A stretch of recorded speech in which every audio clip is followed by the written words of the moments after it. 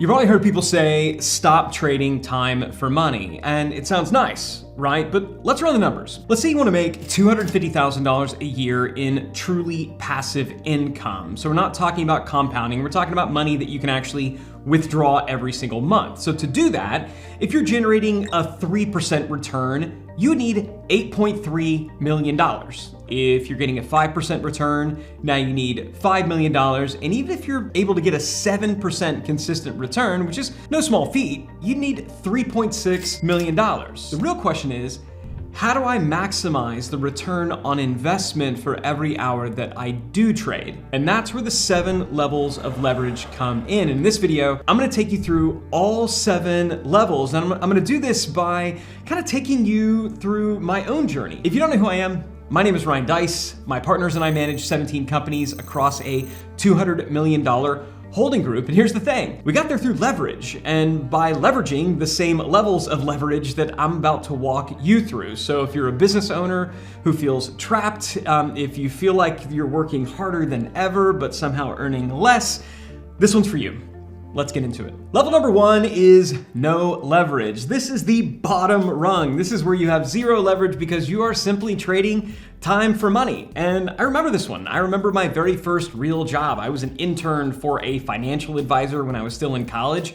I was earning minimum wage. I basically showed up at the office. I did whatever my boss told me to do. Maybe that was drafting an email for a client. Maybe that was fetching him a fresh cup of coffee. Didn't really matter. The point is, if I didn't show up, I didn't get paid. It was pure time for money. But I think it's worth pointing out that this doesn't just apply to lowly employees like me back in the day. If you're a sole proprietor, if you're self-employed, this applies to you too. We can't confuse equity with leverage. If you're still selling time for money, then you're still sitting on this bottom rung where you could pretend like you own the business, and I guess you do legally, but the reality is that the business owns you.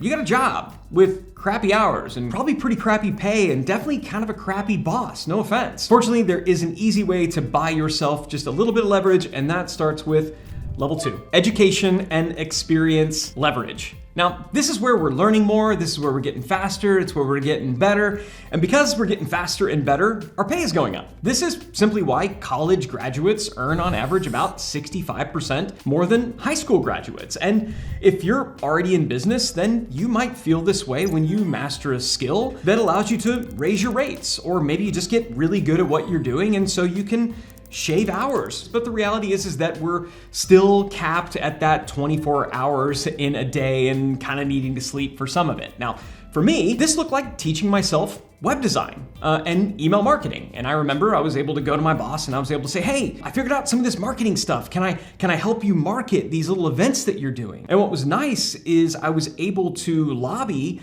to get a promotion from intern to marketing manager. And this additional skills meant that I was able to make some more money. I don't remember how much I was making, but it was more than minimum wage. It was better pay, but it was still capped. Education, experience, it's good. It does get you leverage, but if you want to break out of that cap, then we've got to get closer to the actual money, which is where the 3rd level of leverage comes in. Level 3 is sales leverage. And I'm surprised that when people talk about leverage, they don't think about this one, but I truly believe that the ability to sell is one of the ultimate forms of leverage, because at this level, you're actually able to make the cash register ring. And if you can sell, this is big, you're more valuable than 10 people who can just do the fulfillment.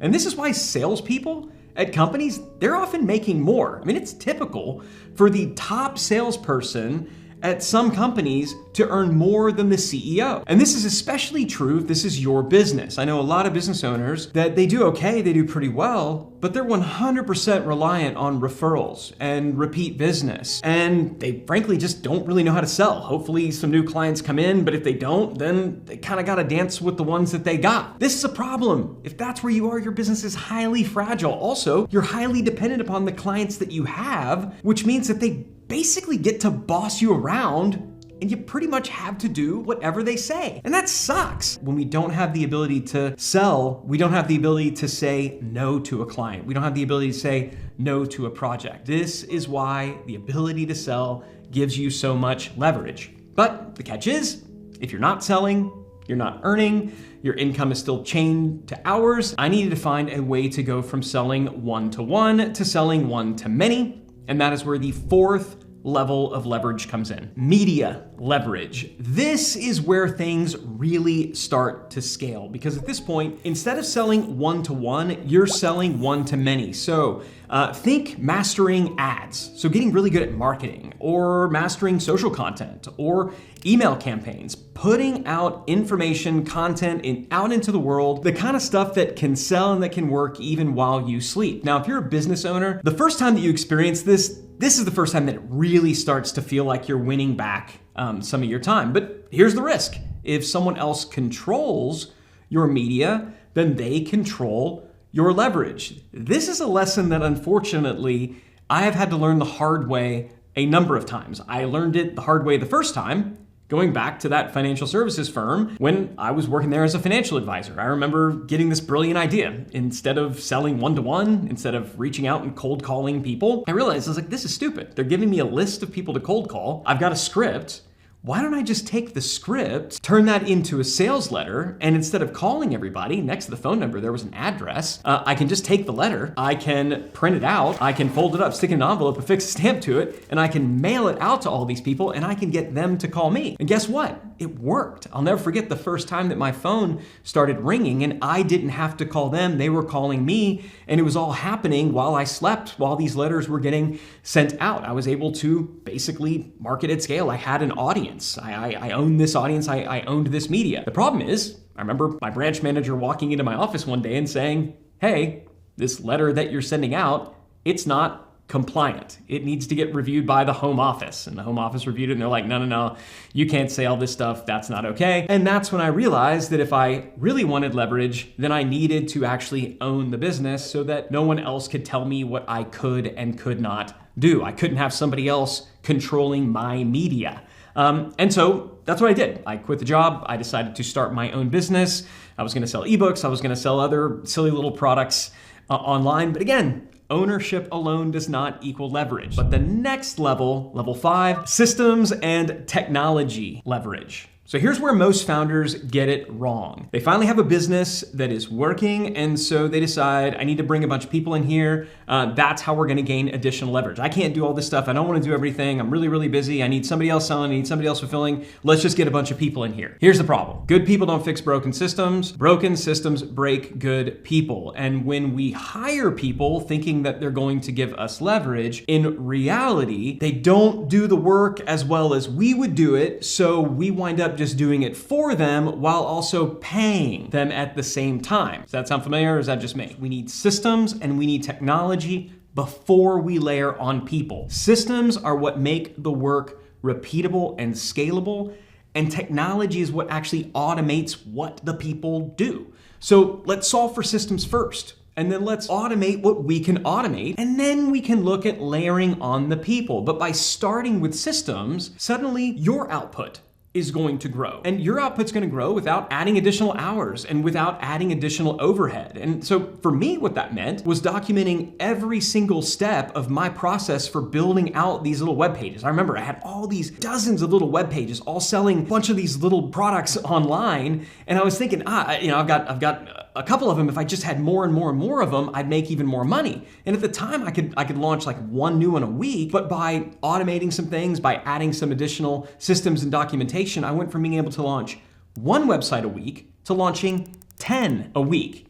A 10x improvement just through the addition of systems and technology. That was a big deal. In the beginning, I just wanted me to be more effective. I wanted to buy back some more of my time, and I wanted to do that through better systems, whether those systems were software. Maybe today that looks like AI, or heck, maybe it just looks like checklists and SOPs so that you don't feel like you're having to reinvent the wheel every single time. But this is the turning point. I know it was for me. Suddenly, I wasn't just making more money, I was actually getting more time back. I was getting more of my life back. Once your business runs on systems, then and only then should you move on to the next level. Level 6, people leverage. All right, once you have systems in place, people actually amplify those systems instead of just drowning in them. We're no longer just picking up humans and throwing them at our problems. That is not leverage. That is chaos, okay? So at this level, we're not having to do all the work. We've got systems that are doing it, Now what we want to do is we want to build a team to sell, team to fulfill, a team to operate, and even a team to optimize. This is when the money starts flowing, even when you're not personally touching everything. For me, it started off really, really small. I remember I hired my college roommate. I was like, can you just help me build some of these websites? And the nice thing is because I had already built the systems for me, I was able just to hand those systems over to him. And that was my first real taste of people leverage, but it only worked because I had the systems in place first. I can guarantee you, had I hired him and said, figure it out, he would have failed and I would have declared like, this doesn't work, I'm the only one who can do it, and I would have had no leverage whatsoever. Here's a tip. The most valuable people bring their own systems with them. This is the difference between an individual contributor and an executive. Executive level talent, they don't just bring their efforts and their energy, they bring systems with them. In other words, the most valuable people combine level 5 and level 6 in a single, beautiful, profitable little package all wrapped up in a bow. The ultimate leverage in life and business is a well-trained, well-equipped human being who truly gives a crap about you and your business and what's going on. And they're gonna improve upon the systems that you create, which means they're adding leverage to your leverage. And once you got people executing and optimizing inside a proven high leverage system, this is when you're finally ready for the ultimate level of leverage. Level 7, capital leverage. This is the end game. At this level, your money is finally working harder than you do. This is when we're truly getting to that passive income that we talked about, that part where I said it's not really achievable. This is when, frankly, it can become achievable, because at this level, you should be able to take the cash that your business is throwing off and put it into assets that pay you even when you're not around. This is that level that gets that true passive income. The point is, you can't skip straight here.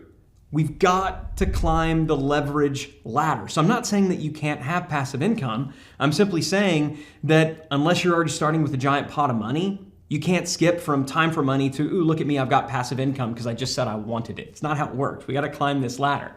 So for me, it started with reinvesting the profits from these little businesses that I was building from my college dorm room so that I could launch more little businesses, going from 1 or 2 little websites to 20 or 30, but also to fund passive investments. And today I've got capital working for me in stocks and real estate and Bitcoin, as well as private companies where I'm not involved in the day-to-day, but where I still receive distributions every quarter because I'm an owner and I have equity in those businesses. And that is capital leverage, which is the final rung of the leverage ladder. So here's the lesson, all right? Don't waste your life chasing the fantasy of skipping straight to the passive income piece. It's like late night infomercial nonsense is not true. And hey, look, if you found this helpful, be sure to hit subscribe every single week.